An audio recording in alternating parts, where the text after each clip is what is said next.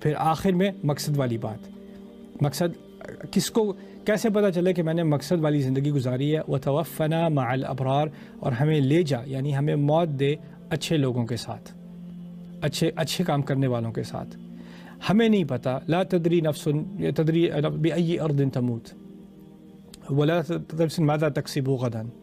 کوئی انسان نہیں جانتا کل کیا کمائے گا، کوئی انسان نہیں جانتا کون سی زمین پر اسے موت آئے گی، گھر میں آئے گی، باہر آئے گی، کہاں جائے گی، کہاں آئے گی۔ قل لو كنتم في بيوتكم لبرز الذين كتب عليهم القتل الى مضاجعهم، تعالیٰ نے ایک اور جگہ اسی صورت میں کہا ہے، کیونکہ کچھ لوگ جو ہے جنگ میں گئے تھے تو وہ مارے گئے، تو پیچھے جو رہ گئے انہوں نے کہا لو كانوا عندنا ما ماتوا وما قتلوا، ہمارے ساتھ گھر پہ رہ جاتے تو نہ مارے جاتے۔ تو انہوں نے کہا تم اگر گھروں میں بھی بیٹھے ہوتے تو جن کے لیے قتل لکھا گیا تھا وہ قتل ان کے بستروں تک پہنچ جاتا۔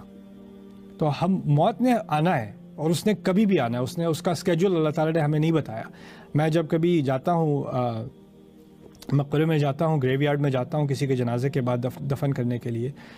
تو وہاں پہ میں جا کے جو کتبے ہیں میں پڑھتا ہوں، کسی پہ لکھا ہے 19 سال کی 19 سال کی عمر تھی، کسی کی 6 مہینے کی عمر تھی، کسی کی 90 سال کی عمر تھی،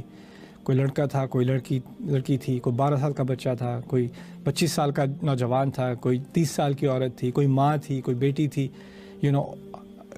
عمر کی کوئی ریسٹرکشن نہیں ہے، ایج کی یعنی جنڈر کی کوئی ریسٹرکشن نہیں ہے، جس کے لیے موت لکھی ہے اس کے لیے لکھی ہے۔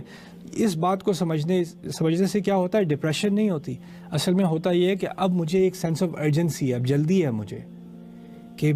مجھے نہیں پتا میرا ٹائم کب ختم ہونے والا ہے اور مقصد کی زندگی میں نے گزارنی ہے، تو اس کا مطلب ہے مجھے ایسے لوگوں کے ارد گرد ہونا ہے جو اپنی زندگی کا مقصد پورا کر رہے ہیں،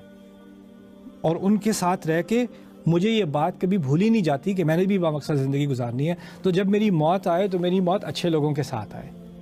اس کا مطلب یہ بھی ہے کہ ہمیں توفینا مع الابرار، کہ ہمیں لے جانا اچھے لوگوں کے ساتھ، یعنی ان کی کیٹیگری میں ڈالنا، جن کے ساتھ ہوں گے المرء مع من احب، ایک بندہ انسان وہاں اپنے آپ کو پائے گا جن لوگوں کے ساتھ وہ محبت کرتا ہے۔ تو اگر ہم ابرار کے ارد گرد ہوں گے اور اس کے ذریعے سے اپنا مقصد پورا کر رہے ہوں گے، اچھے لوگوں کے ارد گرد ہوں گے، تو آخرت میں بھی ہمیں اللہ اچھے لوگوں کے ارد گرد اٹھائے گا۔ اللہ یہ دعا ہم سب کی پوری کرے، وتوفنا مع الابرار۔ اس سے ہمیں یہ بات بھی پتہ چلی کہ با مقصد زندگی گزارنے کے لیے جو دعا ہم نے کی ہے اس میں ہمارا بھی ایک حصہ ہے، کیونکہ اللہ سے تو ہم دعا کر سکتے ہیں وتوفنا مع الابرار، لیکن سارے آپ کے دوست، ساری آپ کی کمپنی، ساری آپ کی سوشل انوائرمنٹ، اس میں غیبت ہے اور وقت کا برباد کرنا ہے اور بے حیائی ہے اور بے تکی باتیں ہیں، بے مقصد باتیں ہیں، اسی میں ساری دن اور ساری راتیں گزرنی، گپ شپ ہو رہی ہے، ہینگ آؤٹس ہو رہے ہیں۔ اگر یہی تمہاری زندگی رہ گئی ہے تو کس منہ سے دعا کر رہے ہو توفنا مع الابرار؟ کیا ایک دن رات ان لوگوں کے ساتھ، بیکار لوگوں کے ساتھ ہینگ آؤٹ کر کے اپنا وقت برباد کر کے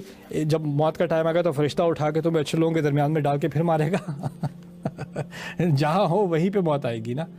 جس انوائرمنٹ میں ہو، جس سوسائٹی میں ہو، جس سرکل میں ہو، وہیں پہ موت آئے گی۔ تو اس دعا سے ہم نے اپنے اندر بھی اپنے آپ کو آئینے میں بھی دیکھ لیا کہ میں اپنے آپ کو کن لوگوں سے سراؤنڈ کر رہا ہوں، کن لوگوں سے میری بات چیت ہو رہی ہے، کیسی بات چیت ہو رہی ہے، کیا وہ اچھے لوگ ہیں؟ کیا ان لوگوں کے ساتھ ہونے سے میرے اندر اچھائی زیادہ بڑھتی ہے یا برائی زیادہ بڑھتی ہے؟ کیا ان کے ارد گرد ہونے سے میرے منہ سے گالیاں زیادہ نکلتی ہیں، غیبت زیادہ نکلتی ہے،